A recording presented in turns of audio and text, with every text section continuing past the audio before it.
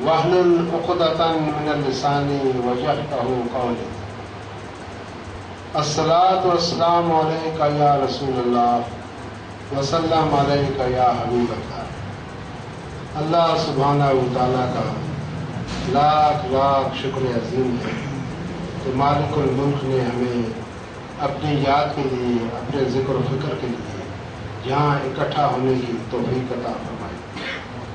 لاکھوں کروڑوں درود و سلام حضرت محمد مصطفیٰ صلی اللہ علیہ وآلہ وسلم کی ذات اقدس پر، جن کے طفیل یہ مالک الملک نے کرم نازل فرمائی۔ اللہ سبحانہ و تعالیٰ کا قرآن حکیم میں ارشاد ہے، اعوذ باللہ من الشیطان الرجیم، بسم اللہ الرحمن الرحیم، فاذکرونی اذکرکم واشکروا لی ولا تکفرون، صدق اللہ مولانا العظیم۔ عزیزان گرامی، اس موضوع پر پہلے بھی بہت دفعہ بیان ہوا ہے، لیکن یہ موقع ایسا ہے کہ جتنا بھی کسی بھی نہ صرف ایک لفظ بلکہ کوئی بھی لفظ ہے قرآن حکیم کا، تو علامہ اقبال رحمۃ اللہ علیہ نے جو فرمایا تھا کہ ایک جو لفظ ہے اس کے اندر سات سمندر اس میں بند ہیں۔ تو جو اگر ایک لفظ کے اندر 7 سمندر بند ہو، اس لفظ کی جتنی بھی تشریح و توضیح کی جائے، اس کے اوپر جتنا بھی بیان کیا جائے، وہ بیان ختم ہونے میں نہیں آ سکتا۔ جیسے اللہ نے فرمایا کہ اگر تم میری باتیں لکھنی شروع کر دو تو سارے سمندر سے ہی بن جائیں، اور جتنے بھی درخت ہیں ان کی کلمیں بن جائیں، اتنے ہی سمندر اور ہو جائیں، تم میری باتیں لکھنی شروع کر دو تو میری یہ کلمیں ختم ہو جائیں گی، یہ سمندر ختم ہو جائیں گے، لیکن ہماری باتیں ختم نہیں ہوں۔ عزیزان گرامی، آج جن کو بھی کل بھی یہ بات ہوئی، آج بھی بات ہوئی، جو تصوف کے حوالے سے بات ہو رہی تھی کہ انسان اپنی زندگی میں اللہ کے عمل کو دریافت کرے یا اللہ کے عمل کے حوالے سے اپنی زندگی کو دریافت کرے۔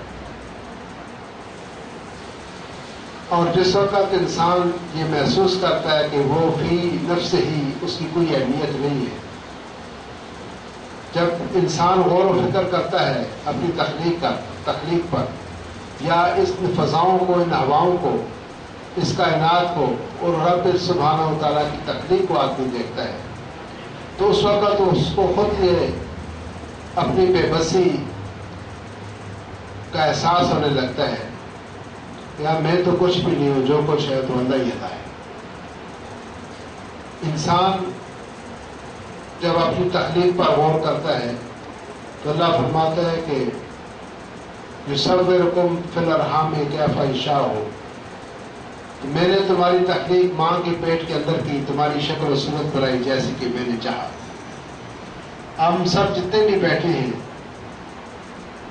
یہ اللہ سبحانہ و تعالیٰ کی ایک عظیم تخلیق کا شاہکار ہے۔ اس نے جیسا چاہا بنایا، جیسی چاہا آنکھیں بنائی، کان بنائے، دماغ بنایا، چہرہ بنایا، ہاتھ پاؤں بنائے، جیسا اس نے چاہا ویسا اس نے بنا دیا۔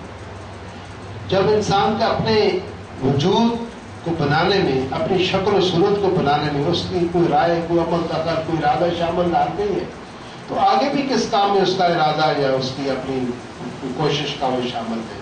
یہ اللہ سبحانہ و تعالیٰ کا کرم، اس کی رضا اور اس کی مرضی کی بات ہے۔ ایک جو میں نے پہلے عرض کی ہے بات، اللہ کے عمل کو دریافت کرنا یا تخلیق کے حوالے سے خالق کو دریافت کرنا اور انسان کی انسان سے آگاہی، یہ ضروری باتیں ہیں زندگی کو گزارنے کے لیے کہ انسان فی نفس ہی کوئی اہمیت نہیں رکھتا، جو کچھ بھی ہے یہ اللہ سبحانہ و تعالیٰ کی طرف سے ہے۔ اور انسان کو مسلمان ہونے کا معنی یہی، مسلمان کہتے ہیں تسلیم کر لینے، کہ اس کی ذات بابرکات کو تسلیم کر لینا. جو تسلیم کرتا ہے اس کو مسلمان کہتے ہیں. جب تسلیم کر لیا تو پھر اس کی مرضی کی بات ہے. ایک چیز ہم چاہتے ہیں کہ ایسا ہو تو وہ نہیں ہو پاتا، تو اس کا مطلب اس میں اللہ کی کوئی حکمت پوشیدہ ہے. اور کچھ ایسی چیزیں جو ہمارے نوٹس میں، ہمارے علم میں نہیں ہوتی، ہم اس کا اندازہ نہیں کر سکتے، لیکن اللہ سبحانہ و تعالیٰ کو پتہ ہوتا ہے کہ اس کے نتائج کیا حاصل ہوں گے. آیا اس بندے کے بارے میں یہ جو چیز یہ چاہ رہا ہے، جو مانگ رہا ہے، اس کے لیے یہ نفع بخش ہوگی یا نقصان دہ ہوگی. اگر وہ نقصان دہ ہو تو اس بندے کو چیز ملتی ہی نہیں، اور اگر اس کے لیے وہ چیز نفع بخش ہو، اس کے لیے فائدہ مند ہو، تو اس کو مل جاتی ہے. لیکن اس کا علم ہمیں نہیں ہوتا، اس کا علم اللہ سبحانہ و تعالیٰ کو ہوتا ہے، وہ بہتر جانتا ہے. تو غور و فکر اور تدبر کرنے سے یہ نتیجہ سامنے آتا ہے کہ جو کچھ ہم سوچتے ہیں ایسا ناممکن ہے.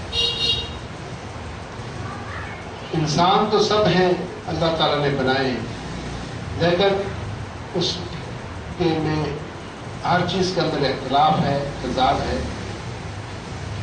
اور کوئی چیز بھی مساوی یا ایکول نہیں ہے، اور نہ یہ ہو سکتی ہے، ہو سکتی ہی نہیں.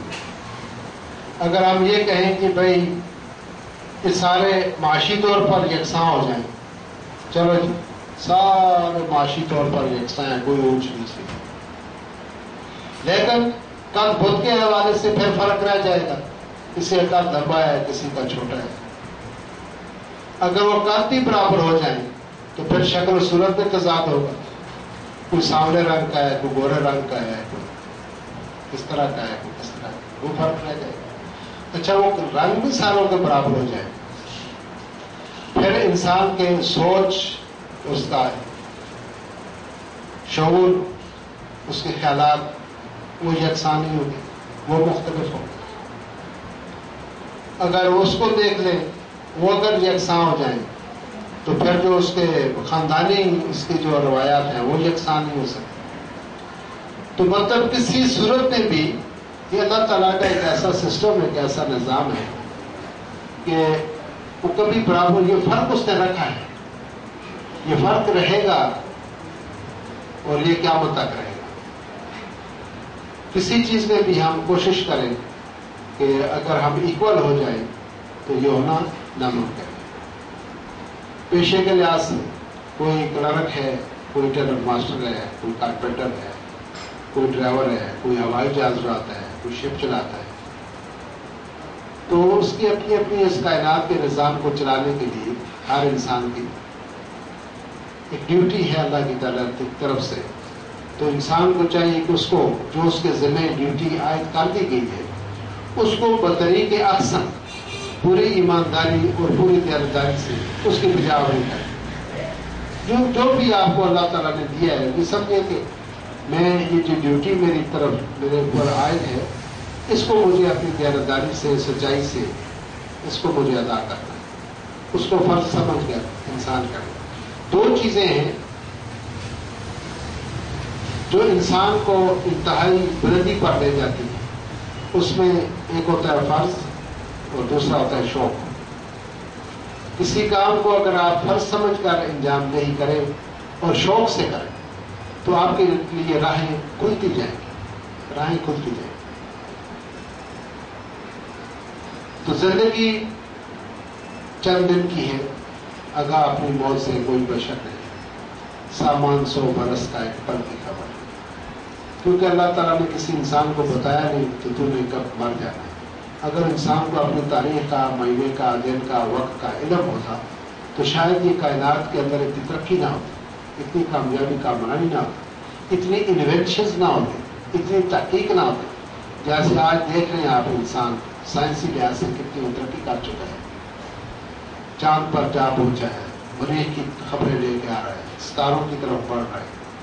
کائنات کے جو راز ہائے پوشیدہ ہے ان کو وہ نمایاں کر رہے ہیں، ان کی کھوج میں لگا ہوا ہے. اگر اس کو یہ پتا ہو کہ میں تو اگلے پیر کے دن یا اگلے جمعے کو دنیا سے چلا جاؤں گا، وہ تو پھر گوشہ نشین ہو کر کسی کونے میں بیٹھ کر دست اخبار کرتا رہے گا، تصویر پڑھتا رہے گا، توبہ توبہ کرتا رہے گا، اس کی دلچسپی ختم ہو جائے، میں نے تو اگلے ہفتے ویسے ہی دنیا سے چلا جانا ہے، مجھے کیا ضرورت ہے میں ڈرائیوری سیکھوں یا میں کالج پڑھوں یا اسکول پڑھوں یا کسی انسٹیٹیوٹ میں جا کے کوئی لینگویج کورس کر لو، کمپیوٹر سیکھ لو، اسے سیکھنا ہی نہیں ہے۔